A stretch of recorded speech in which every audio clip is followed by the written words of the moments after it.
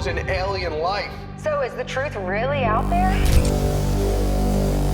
There is a residual percentage that people are experiencing and seeing something they can't explain. And they're not only seeing it in the skies, there are claims that people have of interacting with quote unquote aliens, right? That they've been abducted by aliens. This is something we've seen again and again and again. And I think 10 years ago, a lot of people would have laughed at, but right now, this is mainstream. And so you have people like you who are saying, wait a minute, culture is prepared to see alien evidence, right? And UFO evidence and all of that.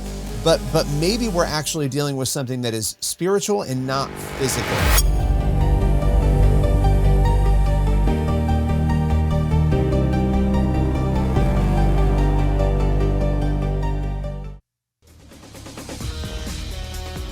Ladies and gentlemen, is there evidence outside the Bible that angels and demons exist and are active? What about aliens? And if angels, demons, and aliens do exist, then why isn't their presence more detectable? I mean, you know, some people have said they've had experiences with angels, demons, and aliens, but why do we have to rely on other people's testimony? I mean, they could be making it up. So why doesn't God just give us all the same experiences with angels, maybe even demons and aliens? And what does the survey data show about perceived experiences that people have with angels, demons, and aliens? We're going to get into all of that, attempt to answer those questions here today with the author of the book, Playing with Fire, A Modern Investigation into Demons, Exorcism, and Ghosts. And he's also the producer of several films, including his latest called Investigating the Supernatural, Angels and Demons. And of course, I'm talking about my friend Billy Hallowell. Billy is a veteran journalist. He's written over 14,000 articles. He's worked with CBN News, FaithWire. He's also worked with PureFlix. I can't even speak today. It might be Demons, ladies and gentlemen. PureFlix, The Blaze, and as I say now, TBN, or not TBN, CBN. I'm messing this whole thing up. Here he is, ladies and gentlemen. The great Billy Hallowell, all the way from the People's Republic of New York. Billy, talk about demons. No, I'm sorry.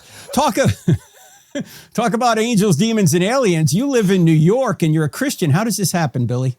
You know, it happens because you get married to somebody who lives down here and there's family here, and then you stay and you think, okay, it's sort of like this bizarre mission field in a lot of ways. You know, but there is a day, let me tell you, Frank, where we will move to Florida or Tennessee. Those are the two goals, either Florida or Tennessee, or both, in split time between the two. But right now, this is where we are. We've been here. I grew up in upstate New York and then moved down to New York City for college and have not left. So it's been over 20 years of enduring here. Now, when you consider upstate New York, because look, I'm from New Jersey, and people in New York City would consider upstate like Westchester, which is just like, you know, a few miles up the road from Manhattan. I went to college, University of Rochester, New York. Now that's upstate. That's up on Lake Ontario. When you consider upstate, what's that for you? Well, so I live in Westchester, so I live quote unquote upstate right now, but I actually grew up in Rochester where you went to school. I grew up just outside of Rochester. I did. So that's like practically Canada, right? I mean, that's really, really upstate. Yeah, it's way, way up there. It was a good place to go to school because it was always snowing. It's like, you know, unless you cross country skied, which I did, we weren't outside a lot. It was brutal, speaking of demons. Anyway. It's freezing. It's freezing up there, yeah. Now you're in the middle of a series, actually a video series on investigating the supernatural. The film we're going to talk about today is called Angels and Demons, and you're looking into evidence kind of outside the Bible. We know what the Bible, in fact, we'll talk about what the Bible says a little bit about those topics, but why did you decide to investigate angels and demons? Yeah, you know, this is really interesting because when CBN Films came to me and decided, you know, hey, we want to work on this project, we were going to do a TV show. We were going to do a series, a 3-part series, and we thought, okay, we want to hit miracles, we want to hit angels and demons, and we want to hit heaven and hell, because we were thinking, what are the big supernatural topics that Christians debate about, talk about, that we see in Scripture? And so we started making a TV series, and we started filming the miracles portion, and immediately knew our director, Jared Anderson, who's brilliant, a screenwriter as well, wrote all these films. he started saying, look, we can't do this in 30 minutes. We cannot do a miracles episode in 30 minutes that actually tells these stories well. And so we ended up shifting to doing miracles as a film, and this turned into a film series. And so angels and demons being sort of the middle, we're doing miracles, angels and demons, and then heaven and hell, near-death experiences will come out next year. That was really a decision, I think, of, how do we balance these topics out? Everybody loves talking about miracles. Not everybody believes in them, but everybody loves talking about it. It's feel good. Angels and demons gets a little trickier, right? Because you've got to start really looking at parts of scripture that, yes, the angel parts are encouraging, although I find it interesting every time an angel pops up, they're like, do not be afraid. And we can kind of talk through some of that. But when it comes to demons, that's where things get really tricky. But yet, culture is obsessed with this topic, right? Yeah, every October, every movie that comes out is pretty much a ghost/demon movie, and they're not doing it theologically correct, but there's interest there. And so we wanted to sort of tap into that and help people understand from a Christian perspective what is actually going on out there. Ladies and gentlemen, for atheism to be true, every single spiritual experience in the history of the world, whether from the good side or the evil side, has to be mistaken.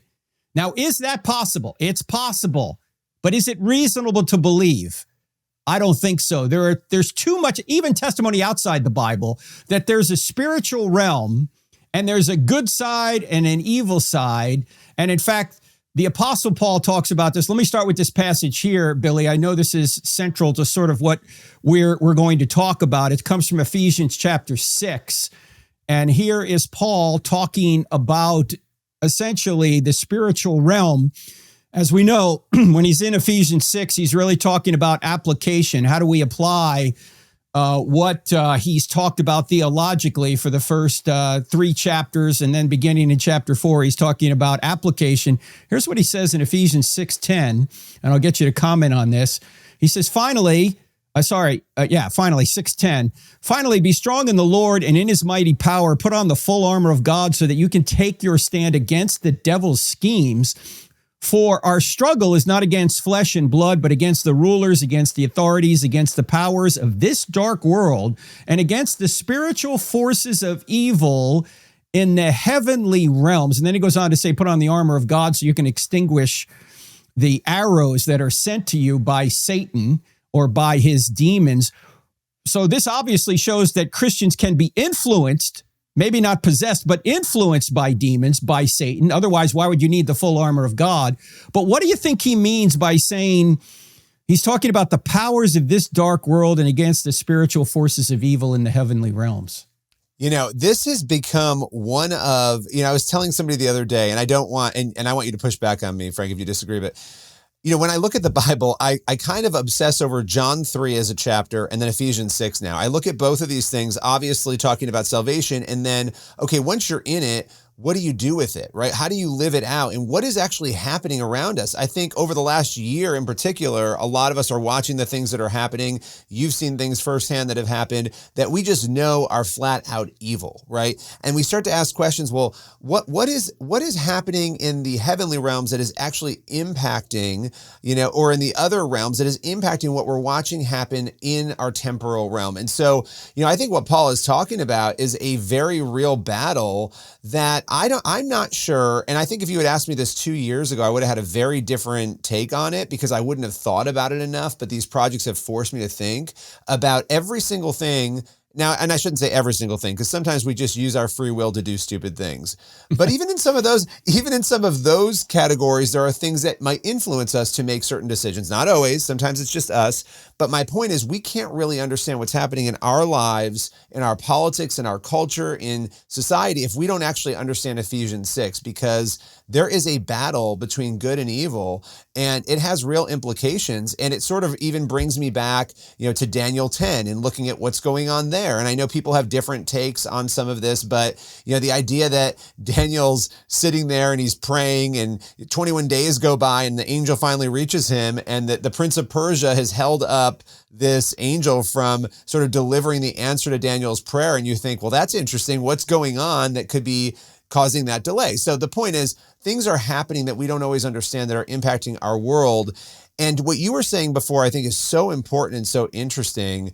that you have a dynamic where as Christians, we sometimes assume, and I want to say we do not need to be afraid of evil to the point, like Jesus has already won, but the battle's still going on. So we have to be aware. This seems to indicate that even as Christians, we can be impacted. Why else do we need to take up the armor of God? Why else do we need to pay attention to what's going on? So there's a lot there, but my mind has shifted. I used to think it was just the non-Christians who had to deal with evil and had to deal with, but oppression is very real. And so we got to be aware of that. Yeah, and there's a distinction between possession and oppression. And a psychiatrist in the movie that we're talking about today will unpack that for us. And we're going to talk more about it with my friend Billy Hallowell. The brand new documentary is called Investigating the Supernatural, Angels and Demons. We'll tell you how you can access it here right after the break. Don't go anywhere. You're listening to I Don't Have Enough Faith to Be an Atheist. I'm Frank Turek, back in just a few minutes.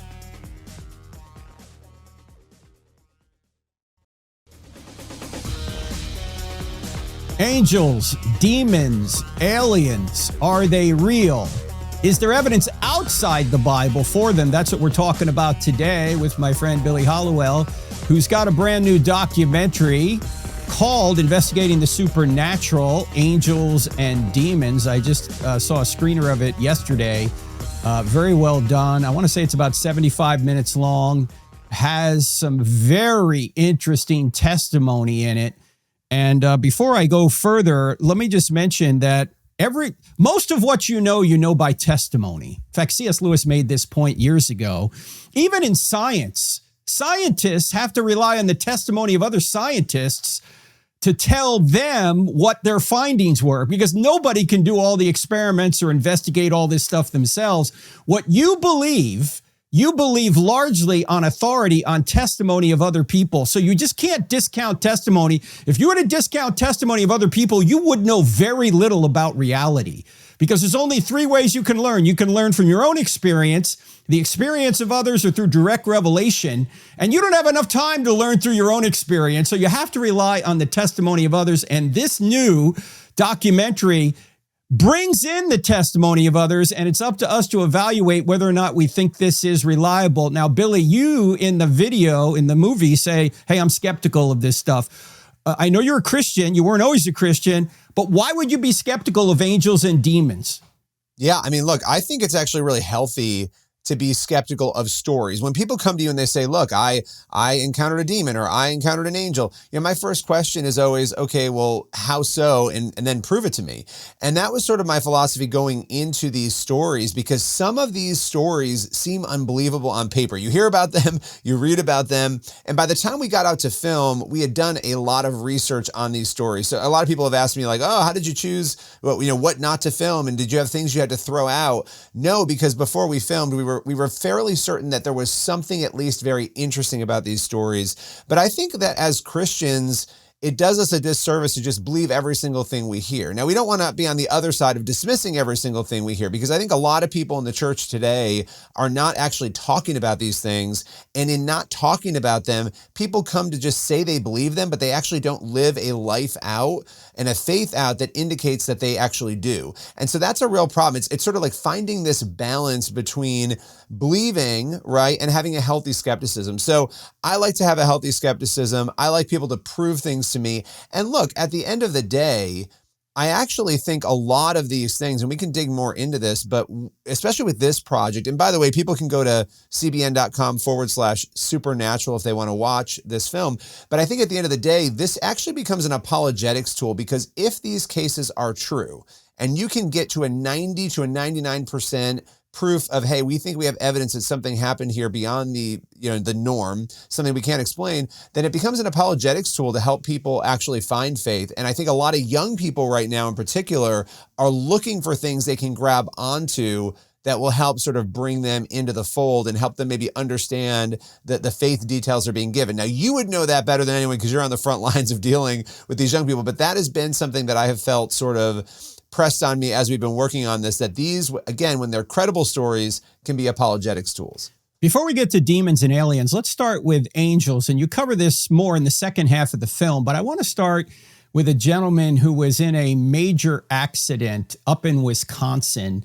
Kind of give us an overview of what happened there. I know his first name was Bruce. I can't remember his last name now, but it's up in Wisconsin. Give us what happened there, Billy.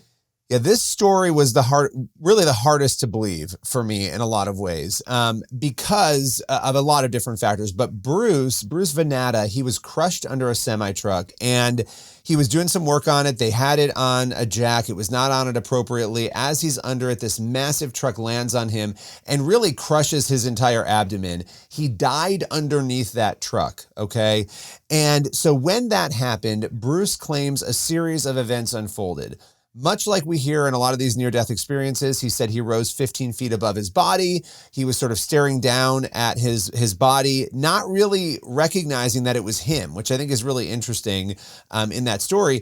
But he said as he was watching his body under this truck and another man's calling 911, chaos is ensuing, he saw what he described as two angels putting their hands on his abdomen.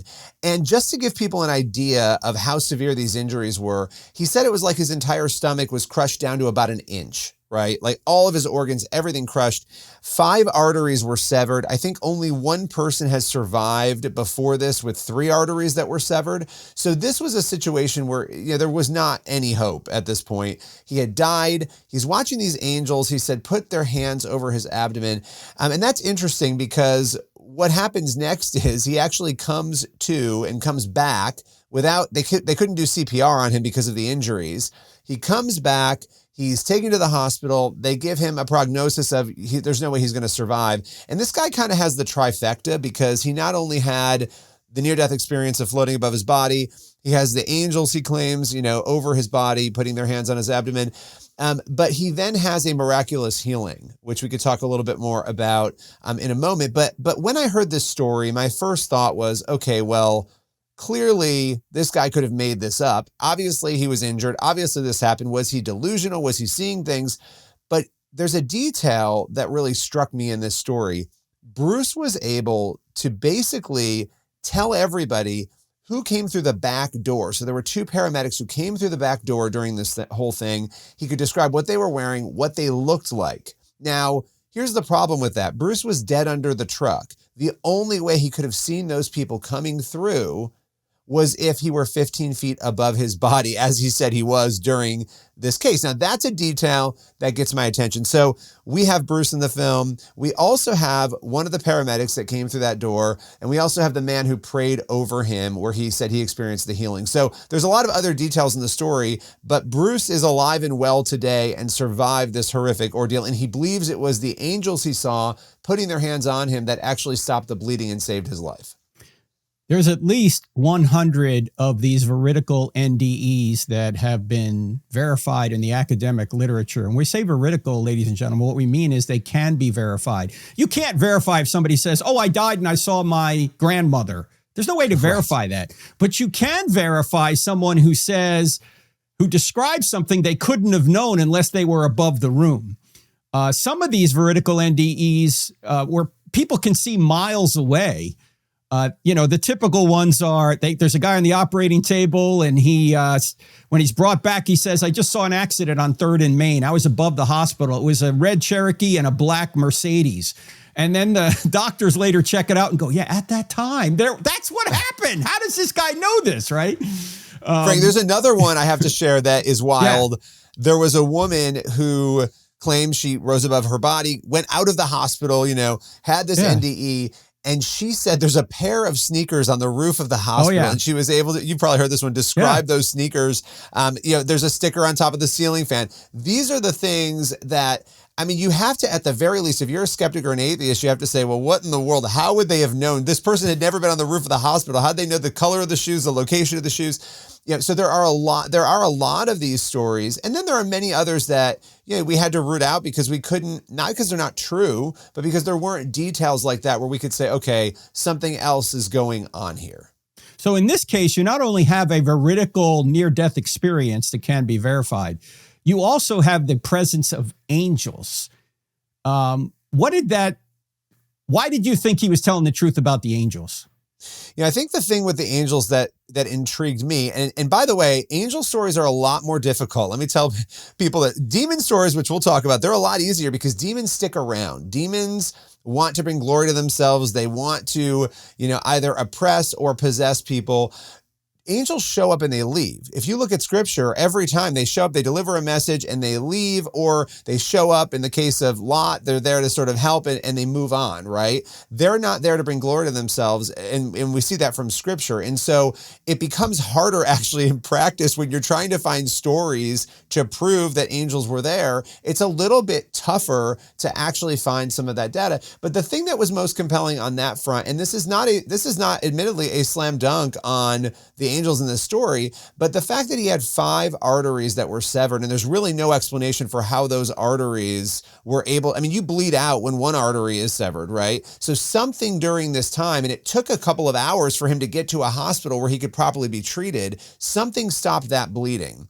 And so we found that very compelling and interesting because he's not a medical doctor. This is a mechanic, right? So he doesn't know the ins and the outs of how this works. But what he described were these angels very literally placing their hands on those areas to stop that bleeding. And so something stopped the bleeding at the very least. And later in the film, the doctor who did surgery later, there's a healing involved in this film where somebody comes in, some evangelist is told, you got to go pray for the guy in Wisconsin. Then what happens?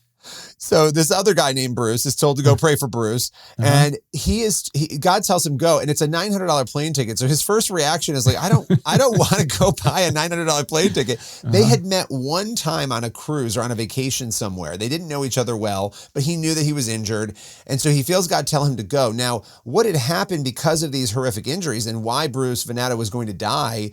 So he was in the hospital for a year, and they were like, you're not going to survive this, right? Even with all this medical treatment, because he had lost his intestines, most of his intestines in surgeries and because of the accident. So this other man listens to God, gets on the plane, goes to the hospital and prays over Bruce. Now, Bruce says while this man was praying over him, it was almost like a snake was uncoiling inside of him. He had this very strange feeling. So sure enough, he suddenly starts, after this guy leaves, he starts gaining weight back. Suddenly he's doing really well. And the hospital's like, what is going on? Well, they start doing testing and MRIs, and suddenly there's more intestine that was not there before. It literally, and it sounds insane, regenerated to the point of his ability to start to heal. And the doctors were dumbfounded because they're like, we didn't measure improperly. We know that this was not there. And so this was one of those stories where it's the trifecta. You end up with this really interesting miracle. And I've been with Bruce numerous times. He came to a conference with me and spoke. This is a person who was able to survive, thrive, and get out of the hospital with a death sentence.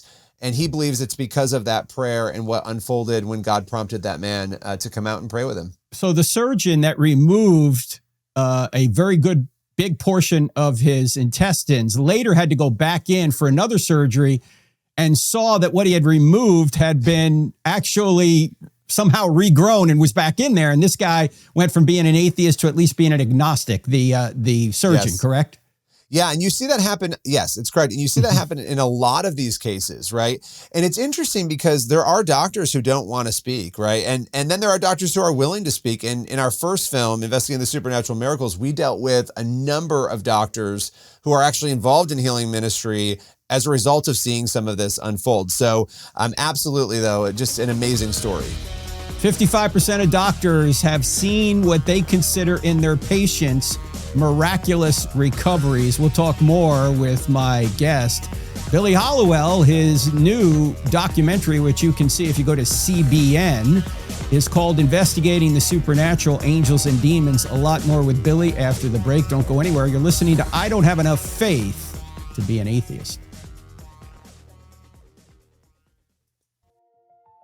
Dr. Frank Turek is equipping people to think clearly and defend the Christian faith. But understanding it isn't the same as being able to defend it. The Cross-Examine Instructor Academy is a 3-day immersive training experience taught by Frank Turek alongside leading apologists like Greg Kokel, Elisa Childers, Natasha Crane, and Alan Parr. You'll learn to present and defend the evidence for Christianity with clarity, and even get real feedback if you choose to present. It's selective, and registration closes May 15th. Don't stay on the sidelines. Apply now at crossexamine.org. Angels, demons, aliens. What kind of evidence do we have for those entities outside the Bible? We're talking about it today before we get back into our conversation with Billy Hallowell.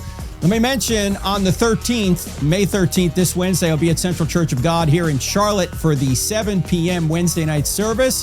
Hope to see you there if you're anywhere in Charlotte. Then a few days later, I'll be with my friend Jack Hibbs out at Chino Hills, the Giant Slayers Conference. That is Saturday. That's the 16th of May. And then later this month, the Colson Center is doing a conference, the Colson Center National Conference, Knoxville, Tennessee. We just got back from Knoxville. We were at the University of Tennessee, me, Elisa Childers, and Anna Kitko. All that is on our website if you want to see that interaction. We had a very long Q&A session there that you can see if you go to our YouTube channel from the University of Tennessee. Check all that out. I want to mention, too, I know this is a ways off. This is about 14 months off. But next year, we're doing 2 cruises in the United States. We're taking a break from going over to the Holy Land. For the first cruise, I'll be with my friend Jack Hibbs. We're doing a Hawaii biblical tour. Yeah, I know. It's going to be nice. It's going to be nicer than, say, Egypt in terms of climate, okay? But check it out. It's going to be June of 2027. Then the next week, we're going to Alaska with Gary Hamrick and Erwin Lutzer on a cruise. I don't know how we're going to pack for that. It's going to be hot and then cold, but we're going to have a great time, and I hope you can join us. Go to our website, crossexamine.org, click on events. You'll see it there. Let me go back to my friend Billy Hallowell. Billy, why don't we talk aliens for a minute? Because this film talks about aliens. The film is called Angels and Demons, and people can access it where before we go further? You can go to cbn.com/supernatural. cbn.com/supernatural. There's actually another one on miracles that you'll see there as well, but we're talking angels and demons today. What about aliens? You've got Dr. Hugh Ross, who is known as an astrophysicist. We've had you on this program several times before. He's one of the best on the cosmological argument and the fine-tuning argument you'll find out there. Very intellectual. What is his view of aliens?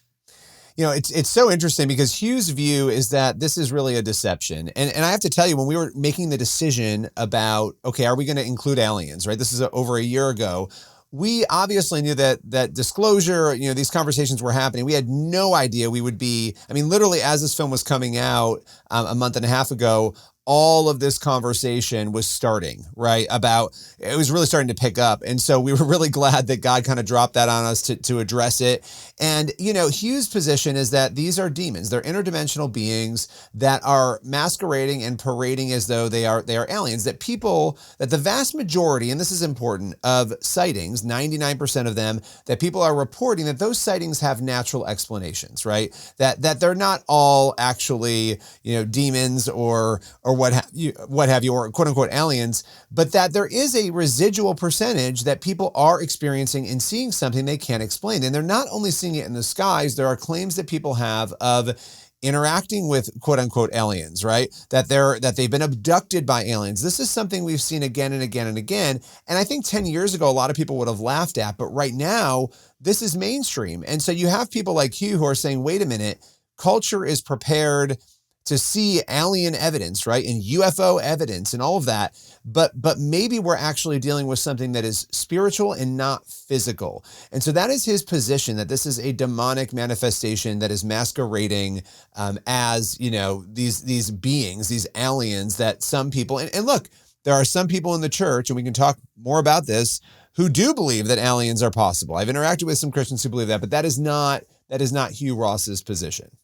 Why does he think that they are not physical, but spiritual manifestations? Yeah, well, this is what's going to make a lot of this government documentation really interesting, right? Because for a long time, and I think this is an important point, you know, people can say they've recovered, you know, elements of a spaceship from a crash. I mean, you hear this again and again and again, but we've seen no physical evidence at all that would lead us to believe that there's any sort of material that is physically present at any of these alleged crash sites. What we often hear are more about descriptions of what these, you know, supposed aliens look like. And so that's one of Hugh's big points, is that if these are spiritual manifestations, well, they're literally not physical. And so, of course, nothing is physically being left behind, that we would see some of that material. Also, the ways in which these aircrafts are reported flying, they defy physics. It's not possible. There's no sonic boom, that you would have to have if these spacecrafts were going through the skies in the way that people claim they are. So there's a series of things there, but I think the most compelling and interesting element of what Hugh talks about is the fact that the claims of alien interaction, they mirror claims of possession or oppression. So you can actually put them near each other. I know there are people out there who say, oh no, there are positive alien, stories out there and alien interactions, and we can address that in a moment. But I think the vast majority of people looking at this know that these are not, they're very fearful experiences for most people. And there's also a whole notion that a lot of the people who have had these experiences, that they deal with suicidal ideation after that. They deal, again, with a lot of the things that we know come along with the demonic realm. Also, in the locations where people are reporting seeing UFOs the most or having these experiences, those locations also coincidentally are the places where occult activity is known to be the highest. Well, why would that be? Well, the Bible's pretty clear on this. We should avoid occult activity at all costs. If you're engaging in occult activity, that opens you up to demonic manifestations potentially. And so it would make sense, I think, when you look at the data, that maybe perhaps we are dealing with the demonic and we're not, or the kingdom of darkness, and we are not dealing with actual aliens that are floating around from other planets and trying to come to our Earth. So that would be in a nutshell his position on this. I'm writing a new book with a colleague of mine by the name of Phoenix Hayes. It's called The War on Reality. It comes out in September, and we were just editing a section of it just this past week. And one of the things that we both came to the conclusion of was that people get involved in the occult not because it's false, but because it's real and it works. In other words, you can do certain things through the occult that may benefit you, at least temporarily, but long-term, of course, it's a disaster. Nobody would get involved if it didn't work at all. And so these occultic practices, people are trying to get some sort of benefit from, and that's why they get engaged in it. And ladies and gentlemen, let me reiterate, for atheism to be true, every single occult practice, every single spiritual experience, every single miracle claim in the history of the world has to be false. And why that's possible, it does not seem likely. It seems much more reasonable to believe there is this spiritual realm out there. There is good and evil. And let me mention one other thing, Billy, that strikes me, because I always ask this question. Well, let me just ask you the question. I'll give my perspective on it. Okay, Billy, you're saying these things happen to certain people. Let's say the angelic things rather than the demonic things. If God decided to heal this Bruce guy up in Wisconsin, why hasn't he decided to heal my dad who has cancer or my son who has cancer? Why is he just healing this guy who has a semi collapse on him? My whole family's been praying for healing and it hasn't happened. What do you say to that? I love that question. In our first film on miracles, we dealt with this a lot. And I would say this is the biggest challenge so many people, and you know better than anyone, so many people have with faith and with God and trying to understand why. One of the things that I have come to peace with, and I really have loved about working on these projects, has been this understanding of a balance that we have to have, right? Even Lazarus, who Jesus rose from the dead, died again. The miracles run out. Even for those who have miracles, eventually they run out. He died again, right? And so we know that death is a certainty. We understand that. We know as Christians where we're going after that happens, but that doesn't always ease our fear and our frustration when we're watching somebody else get a healing and we're not, or our loved one is suffering and somebody else has gotten it, because we wonder, what have we done wrong? What are we not doing right? And the reality is we have to come to a place where we are understanding that God has a plan and we're called to trust in his plans over anything else, right? And those plans may not go the way we want them to, but at the same time, understanding in that trust that we're also called to believe that a miracle is possible, to know that he can, and that we are going to learn through, no matter what we're going through, no matter what the suffering is, no matter what the challenge is, that when we hold that balance, we're in the best possible place that we can be. And I've actually come to a place of comfort in that, where I will fight until the day I die, God forbid I'm in that position, to believe that I know God can heal. He has the ability to do it, but that I trust that no matter what he does, that his will is perfect, right? And that I can rest in that. That is tough for us as human beings. I think there is some mystery to it. I once had a philosophy professor, and I've had some people love this. I've had some people hate this, but when I was, going to Bible school, and he said, look, history is sort of like in these two lines, right? Nothing will ever extend outside of those lines, and God knows all the benchmarks of the big things that are going to happen. And there are times that God intervenes to keep things in between those lines, and there are times that, he doesn't. And so I think there's some mystery there, but I think it all boils down to, can we get to a place of that balance of trust and belief, but also full reliance in him? I don't know if that fully answers your question. No. Well, there is no full answer, because it is a bit of a mystery. Yeah. But I will say this. I think too many of us want God to be a formula rather than a person. In other words, we want to plug in certain things we do and we get X, like he's almost a computer program. If I do this, I'm going to get this output, right? When God is not a formula, he's a person, and he has reasons we may know or not know for doing or not doing what he does.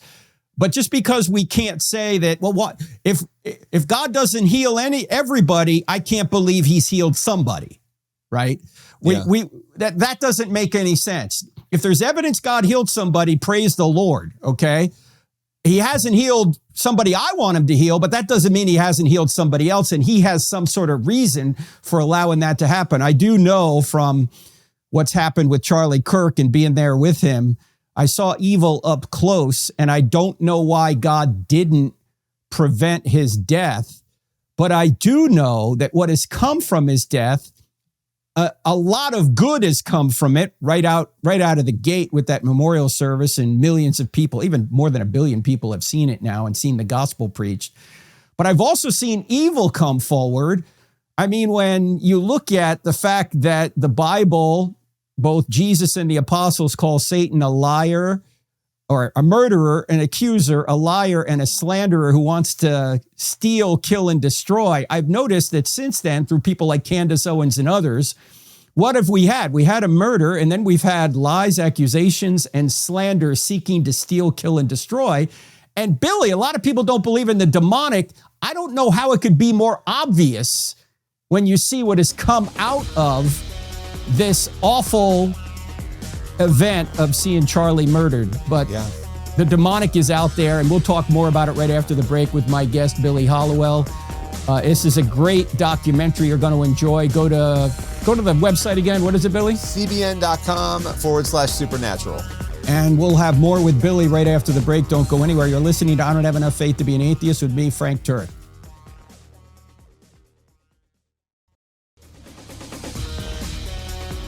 Demonic activity. Is that just something that Christians believe, or Muslims believe, or Jews believe? Actually, most worldviews believe, most religions believe in some sort of demonic activity. But is there evidence outside of these so-called revelations that they occur? Well, we're talking about that with Billy Hallowell. His brand new documentary is called Angels and Demons. And in this documentary, which I just saw yesterday, extremely well done, Billy, I want to ask you about a psychiatrist that you have in here who has impeccable, what we might call secular credentials, from Princeton, from Yale, from Columbia. He's a psychiatrist by the name of Richard Gallagher. How does he play, or what does he say? What does he do in this documentary that you've created? Yeah. So, and real quickly before I dive into that, we just did a survey with the American Bible Society, and 64% of Americans believe in spiritual beings beyond our own realm. So we know that the majority of Americans believe in all of this. But wait, 64% of Americans believe that? Americans believe that there are spiritual beings that exist beyond the natural world. So 64%. Wasn't there another, I thought I saw in the documentary, I don't know if you can remember it, something about 81%. Yes. What was the 81%? that 81%, it depends on how you ask the question. You know how surveys go. It was a little more of a general question, but over 80% also believe that, depending on how you ask the question. We asked very specific questions in this survey about God and heaven and angels. That was a more general question, the 81%. But yeah, 8 in 10, when you ask generally, hey, are you open to the fact that there's a spiritual reality beyond our own, right? A more general, you'll get 81% of the country saying yes. We asked specifically spiritual beings, so not the spiritual reality. And so still got 64%. And so it's, again, and now, of course, people are more likely to believe in God, heaven, and angels than they are Satan, hell, and demons, which is interesting. But majorities believe even in demons. 51% believe in demons in this country. So Richard Gallagher was a skeptic, though. He was somebody who wasn't sure really what he thought about any of this. And as you mentioned, really solid secular credentials. He teaches at Columbia University. He lives here in New York, not far from where I live. And this is somebody who, when the Catholic Church came to him years ago and said, hey, we want you to come in and be a consultant for us. We want you to look at whether people are mentally ill or whether they're dealing with spiritual issues. He initially said no, because he said, I'm a skeptic. I'm the worst possible person to do this for you. And they said, no, you're actually the best possible person because of your skepticism. But it did not take long for Dr. Gallagher to start investigating and to very quickly become a believer because of what he started to encounter in these stories. They were bringing him people who were dealing with what they believed. And I will say this, theological issues, aside and debate aside, the Catholic Church does have a system, right? They have a system top down where when people come to them for help, they will vet, they will look through. And so he became a part of that system to investigate these cases. And in this film, you interview him for quite a while. There's some stories that he tells. What's his basic conclusion about demons? And give me an example or two about why he thinks they do exist. Yeah, his basic conclusion is that they absolutely exist, and that there are times that things extend well beyond the psychological, well beyond mental health. And so he very quickly started learning that one of the cases, and he called it a once-in-a-century case, involved this woman who goes by a pseudonym named Julia. Now, Julia was somebody who was brought to him by a priest, by the Catholic Church. But the night before he met this woman, he did not know she'd be coming to his house, that the priest was going to bring her. They had 2 cats, and it's kind of it's a funny story, but it's not in the context of understanding what was happening to this poor woman, that what she had allowed in. They believe this woman was possessed, not just dealing with oppression, which is, spiritual forces outside of you pushing in, that she was literally dealing with possession. The night before, his cats start going crazy, which they had never done before. They're fighting with each other. It wakes him and his wife up. They separate the cats out. His doorbell rings the next morning, and there's the priest with Julia, this woman. And one of the first things that Julia says to him is, how did you like what happened with your cats last night? And so immediately he's like, what in the world? I've never met this woman. How would this woman know what happened with my cats last night? Now, that's a benign example, because as he's spending time with Julia, he starts seeing her do other things, like she starts to manifest, speak in other voices. And so, but there's one event that I think is very interesting and very, very telling. And by the way, Julia, just so people understand, she was a Satan worshiper. She was one of those people who was very literally in a cult worshiping Satan. So she had opened herself up in ways that most people don't. There are a lot of other doorways you can open, and maybe you don't even realize you're opening them. She was, openly worshiping Satan. Now, one thing she was able to do is astral project. And this is something that some people might not be very familiar with, but the ability to see what is going on in another location, to essentially project to that location, report what is happening, and you sort of have that information. Now, it sounds sci-fi, but there are people who have reported having this ability. She told Dr. Gallagher she was able to do that. Now, Dr. Gallagher was skeptical of that, obviously. So they're in his office one day, and she starts saying that the priest who was helping her, he was not there. He was miles away. She's like, oh, he's wearing a blue coat. He's walking next to the river. She's describing what he's doing. Now, Dr. Gallagher is very skeptical of that. He actually calls the priest while she's in the office and says, hey, what are you doing right now? Where are you? And the priest says, you're with Julia right now, aren't you? He knew right away what was going on. But he proceeds to tell Dr. Gallagher that he's walking near the river, that he's wearing a blue shirt. Everything she was describing was actually able to be discerned because she was able to do that. Now, how was she able to do that? Well, the demonic enables you to do that. Demons enable you to have certain pieces of information, like what somebody else might be doing. And so that's what was going on there. So anyway, there are lots of other things about her story, but he very quickly realized there were things he could not explain that could only be happening supernaturally.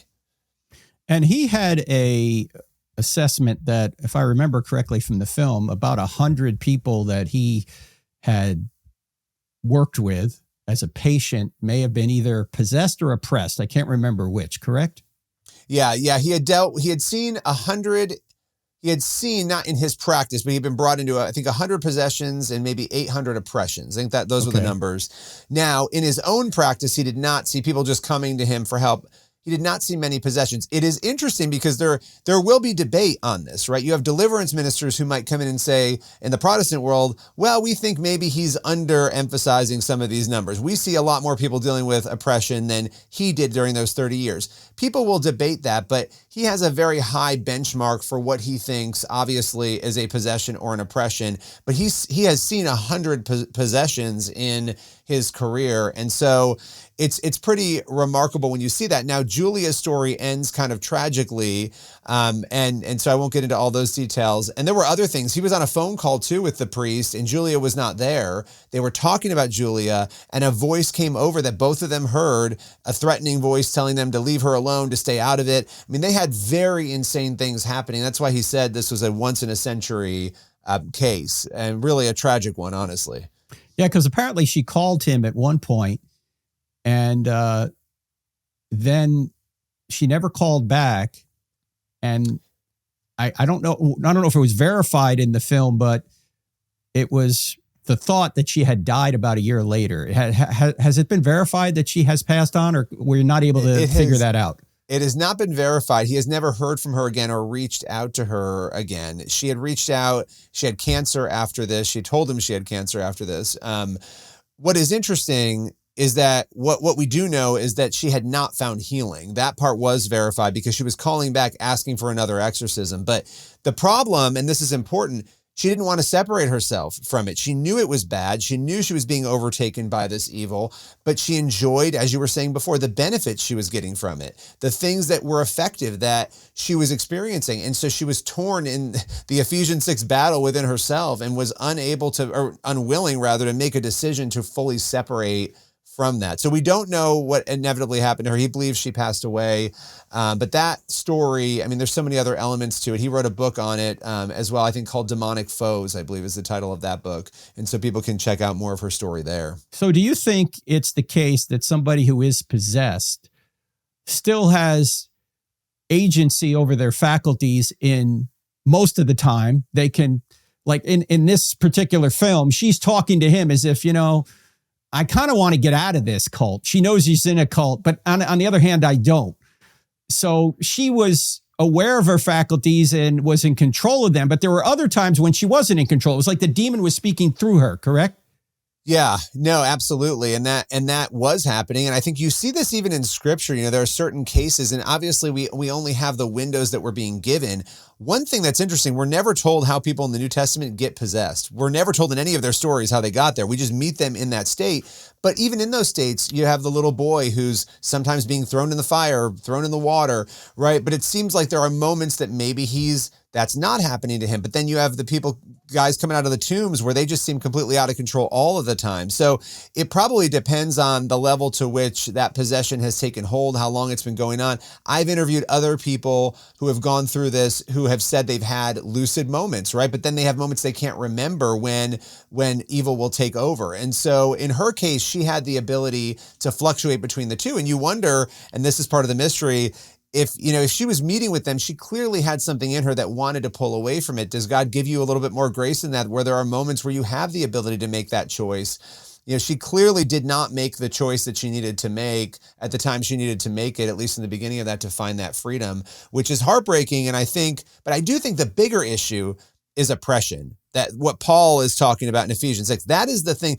Possession is much rarer, right? Right. Oppression is something that any of us could be dealing with and will deal with, and we've got to be prepared in living like Christians. People will say, well, how do we avoid? Well, you live like a Christian. You pray, you read your Bible, you live a daily Christian life so that you can take a stand against the devil's schemes and you can win. And to me, that was the biggest takeaway and the most convicting part in my own life of, am I living this life the way I need to?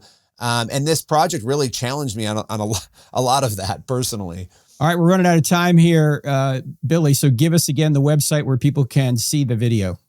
It's cbn.com/supernatural.